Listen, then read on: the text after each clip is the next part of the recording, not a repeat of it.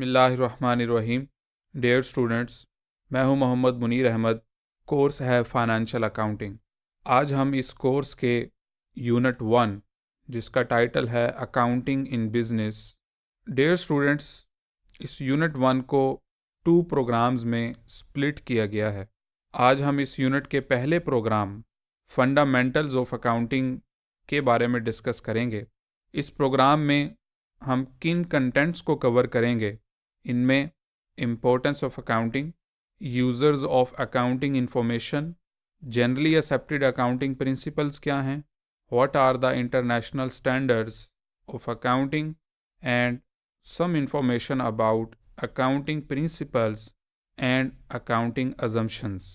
Dear students, first of all, we will discuss what is accounting. So, as you are viewing in the slide, that accounting is a language of business. It is an information and measurement system that identifies, records, and communicates relevant, reliable, and comparable information about an organization's business activities. कि accounting information का वो system है जिसमें business activities को ना सिर्फ identify किया जाता है बल्कि उनको प्रॉपर सिस्टमेटिक वे से रिकॉर्ड करने के साथ साथ कम्युनिकेट भी किया जाता है to the end users of accounting. Dear students, record keeping और book keeping transactions and events के रिकॉर्ड करने के प्रोसेस को कहा जाता है, चाहे वो मैनुअली हो या इलेक्ट्रॉनिकली हो। This is just one part of accounting. इसके साथ साथ अकाउंटिंग आइडेंटिफाई भी करती है और कम्युनिकेट भी करती है इंफॉर्मेशन को regarding all transactions and events of a business. और इसके साथ साथ analysis of accounting information and interpretation of accounting information भी की जाती है। So first part, recording is a function of book keeping, where as accounting includes all type of activities regarding the processing of accounting information. सबसे पहले हम देखते हैं कि आइडेंटिफिकेशन क्या है। Identification of business activities requires करती हैं कि ट्रांजैक्शंस को और इवेंट्स को सेलेक्ट किया जाए with reference to an organisation. कि ऑर्गेनाइजेशंस में जो भी इवेंट्स या ट्रांजैक्शंस अक्कर हों उनको आइडेंटिफाई करना अकाउंटिंग का सबसे पहला स्टेप है। After identification of transactions and events that should be recorded, recording process start. Recording business activities require करती हैं keeping a chronological log of all transactions and events, जो भी मॉनिटरी टर्म्स में मेजर की जाएं कि हम आइडेंटिफाइड ट्रांजैक्शंस और इवेंट्स का क्रोनोलॉजिकल वे में रिकॉर्ड मेंटेन करते हैं, उसको फिर समराइज करते हैं, क्लासिफाई करते हैं in a useful format. After recording business transactions and events, communication process start. Communication of business activities means preparing accounting reports such as financial statements. Financial statements या final accounts prepare किए जाते हैं to communicate the business activities. इसके साथ साथ analysis of financial statements and interpretation of these reports भी की जाती है। Dear students, ये सारी की सारी एक्टिविटीज़ जो अकाउंटिंग प्रोसेस से बिलोंग करती हैं, अल्टीमेट इनका ऑब्जेक्टिव यूज़र्स ऑफ अकाउंटिंग को इंफॉर्मेशन प्रोवाइड करना है। Now we will see which are the users of accounting information. Accounting information के यूज़र्स को हम 2 कैटेगरीज में डिवाइड करते हैं, external users and internal users. External users of accounting information are not directly involved in running the organisation. For example, lenders, consumer groups, shareholders, external auditors, governments, and customers. These are the external users of accounting, जिन्हें accounting information required होती है, लेकिन ये accounting information business को directly operate करने से related नहीं होती, बल्कि लैंडिंग डिसीजंस या इन्वेस्टमेंट डिसीजंस के लिए की जाती है। इसी तरह गवर्नमेंट इंटरेस्टेड होती है regarding the taxation and other duties वगैरह। गवर्नमेंट के साथ साथ consumer groups, external auditors and customers are also included in external users.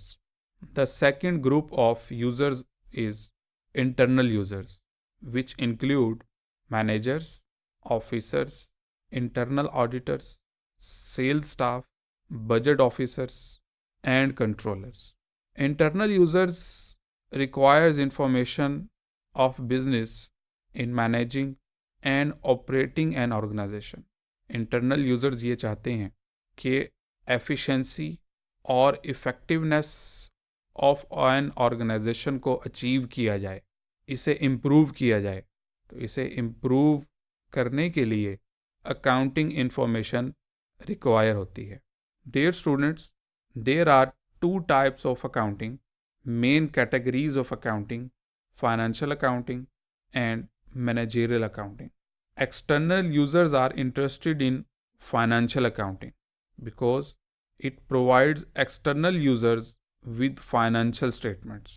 Financial accounting का वो एरिया है which is aimed at serving external users by providing them with financial statements.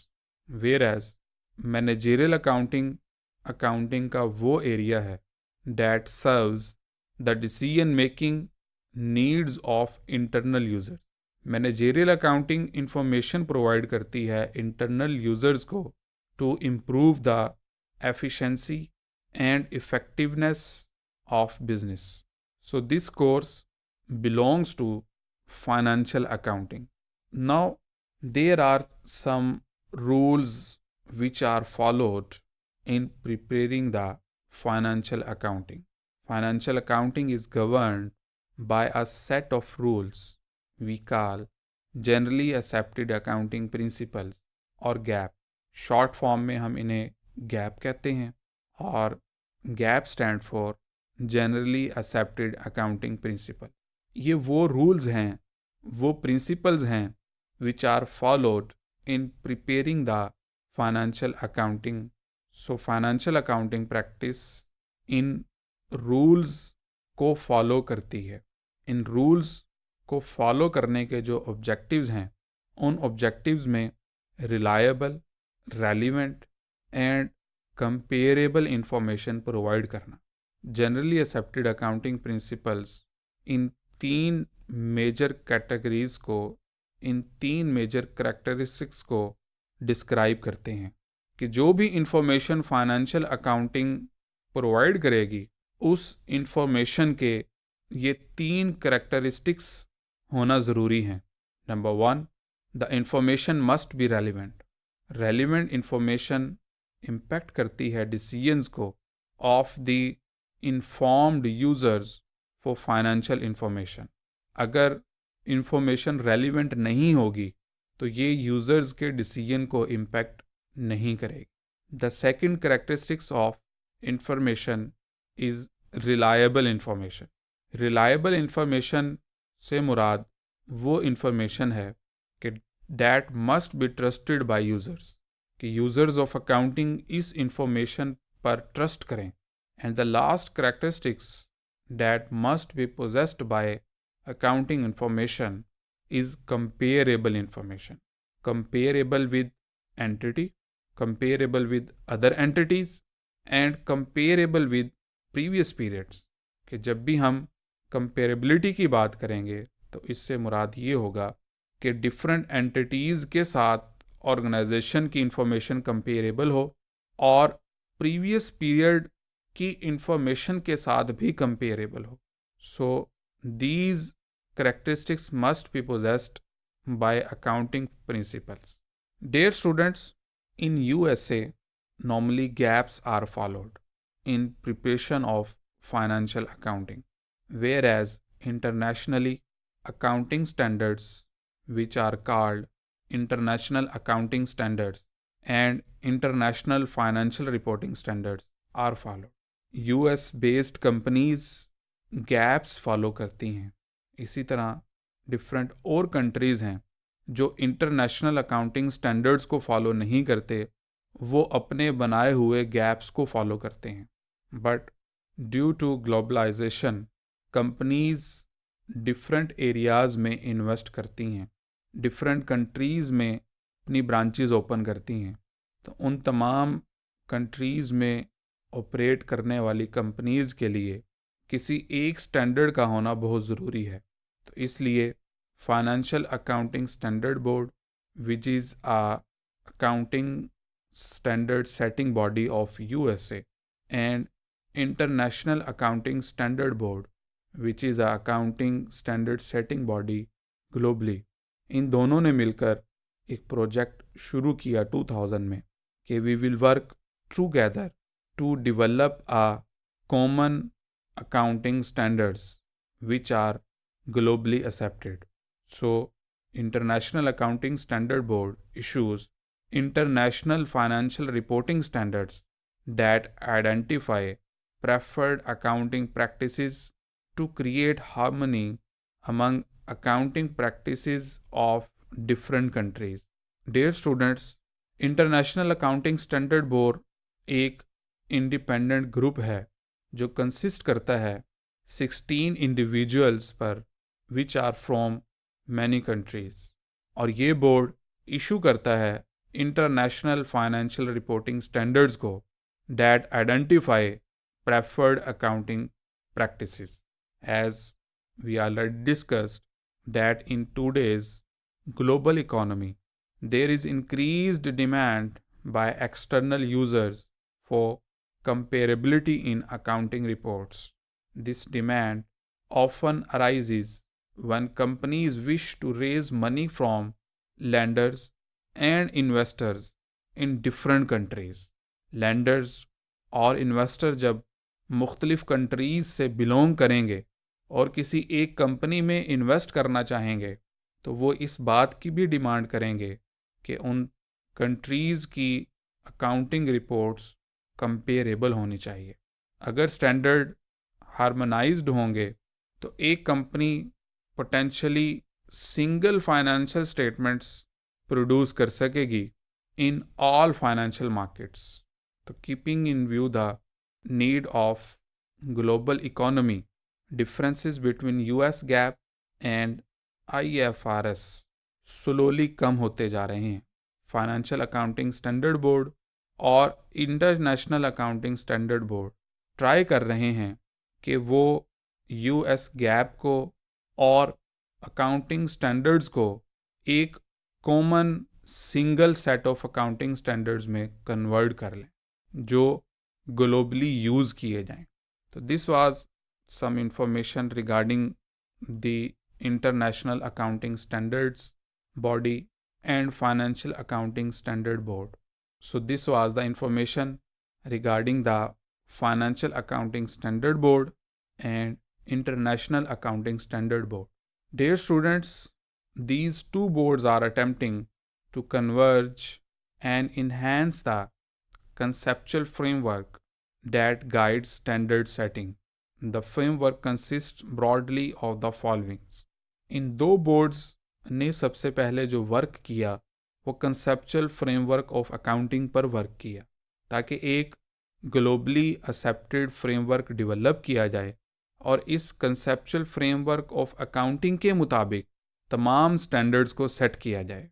Conceptual framework of accounting में भी बहुत अरसे तक काम किया गया, इसको डेवलप करने में भी कई साल लगे, but still they are working to improve the conceptual framework of accounting. The ingredients, the contents, and the chapters of conceptual framework of accounting includes objectives, qualitative characteristics, elements, and recognition and measurement. सबसे पहले objective mention किए गए हैं कि what are the objectives. It describes to provide information useful to investors creditors, and others. Qualitative characteristics are also described in conceptual framework of accounting, that which qualities must be possessed by financial statements, which we have already discussed, that financial information must be relevant, reliable, and comparable. Elements of financial statements are also discussed, which includes assets, liabilities, equities, income, expenses, revenues. These elements are discussed in detail in the conceptual framework of accounting. And at the end, recognition and measurement criteria कि assets को, liabilities को, equity को, income को, revenue को, expenses को कैसे recognise किया जाए, कैसे मेजर किया जाए, इनिशियल कैसे रिकग्नाइज किया जाए, सब्सीक्वेंट कैसे रिकग्नाइज किया जाए. तो ये contents conceptual framework of accounting में डिस्कस किए गए हैं.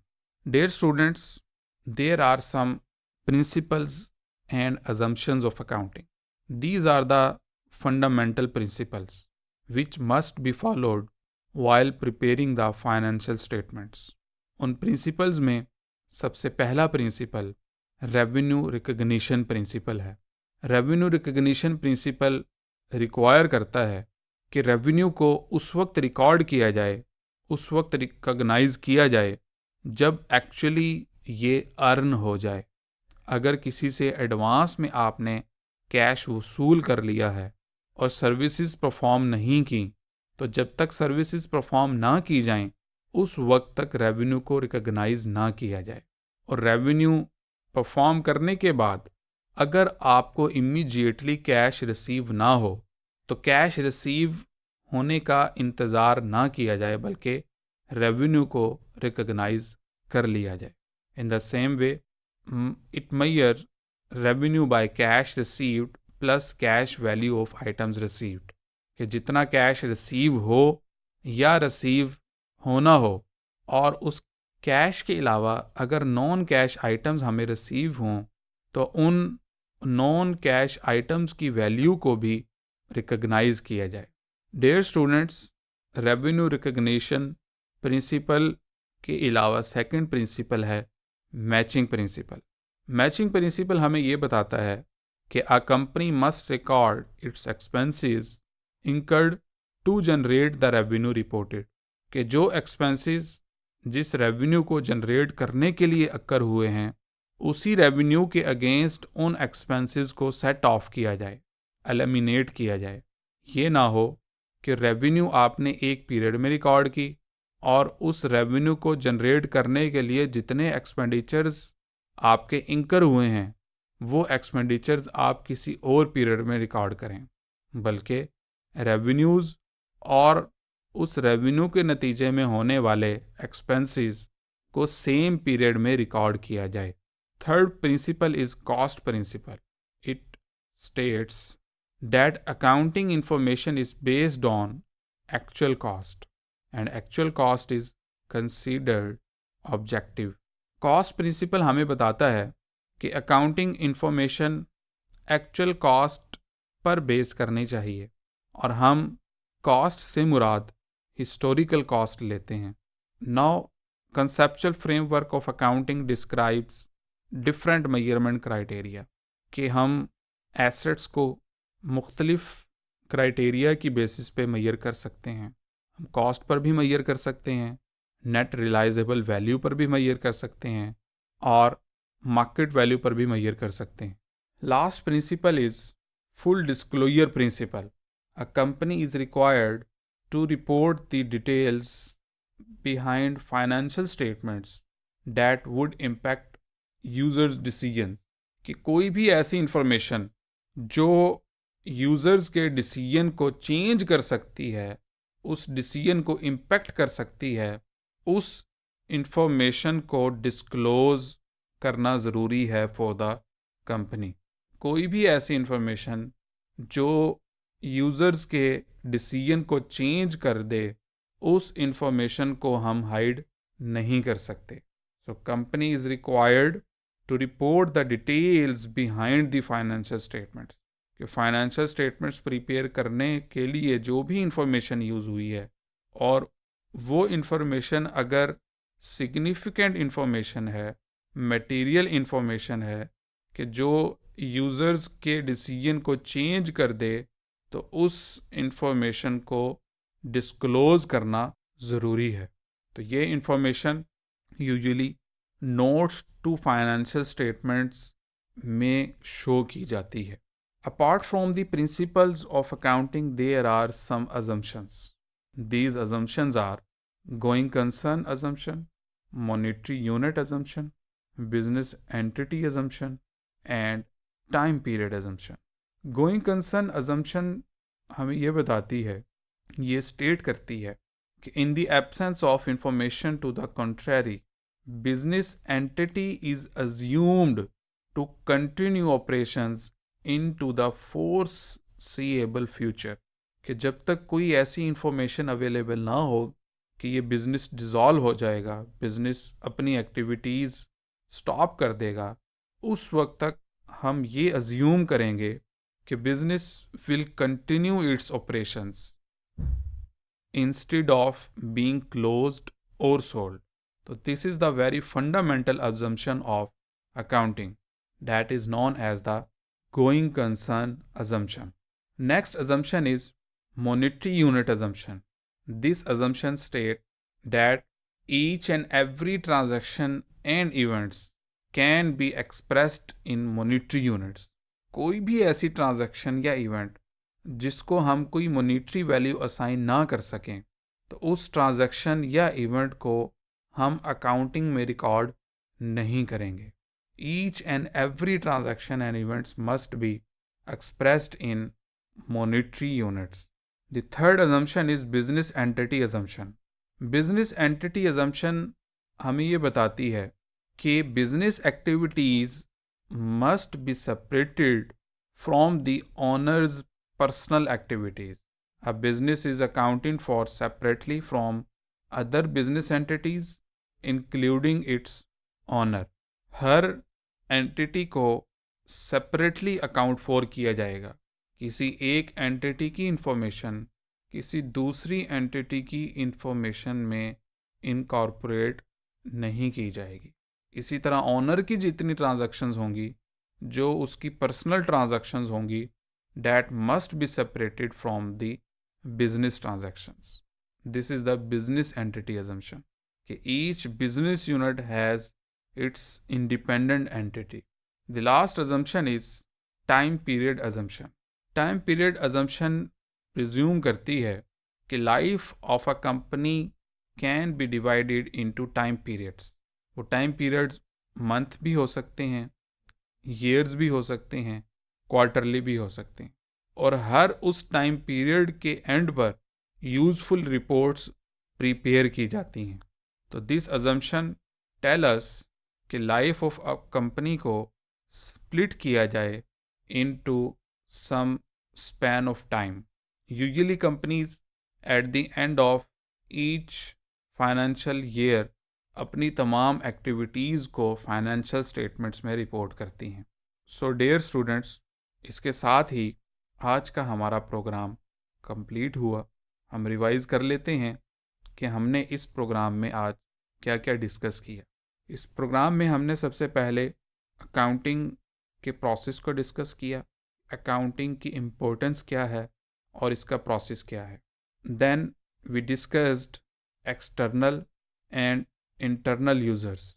एक्सटर्नल यूज़र्स के लिए कौन सी अकाउंटिंग प्रिपेयर की जाती है और कौन सी अकाउंटिंग इंटरनल यूज़र्स को सर्व करती है.